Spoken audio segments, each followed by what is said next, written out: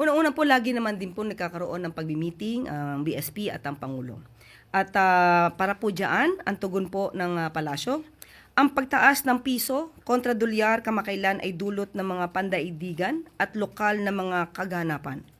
Una dito ang paglakas ng dolyar. Nariyan din ang espekulasyon kung magbababa ng interest rate ang US Federal Reserve, tensyon sa pagitan ng US at Venezuela, gayon din ang pagbabantay ng ating merkado sa pagkilos ng ating ekonomiya. Ang Bangko Sentral ng Pilipinas ay patuloy na binabantayan ang lagay ng palitan ng peso kontra dolyar upang makakilos ito ng tama kung kinakailangan.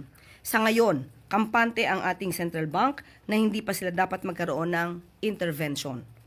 Upang maibsan ang anumang epekto ng paghina ng piso kontra dolyar, kabilang sa mga hakbang ng ating gobyerno ay ang pagsigurong pagbagal ng pagtaas ng mga bilihin, pagsuporta sa investments at ang pagpapalakas sa mga sektor ng ating ekonomiya.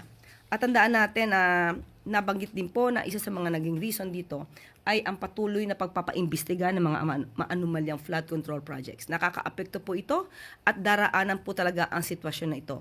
Bagamat ganyan ang magiging consequence, minabuti pa rin po ng Pangulo na linisin po ang gobyerno laban sa maanumalyang flood control projects, laban sa mapang-abusong paggamit ng pondo ng bayan.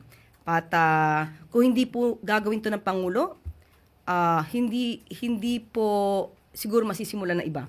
Ang nais po ng Pangulo ay maging transparent at maipakita sa taong bayan na ginagawa ng gobyerno ang paglilinis ng pamahalaan laban sa korupsyon.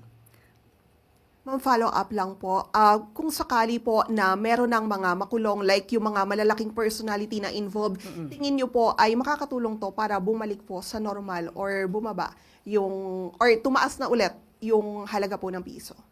Hindi ako makapag-speculate, but tingin natin, isa to sa magiging daan para mas lalong magtiwala ang mga kababayan natin at mga investors sa ating pamahalaan.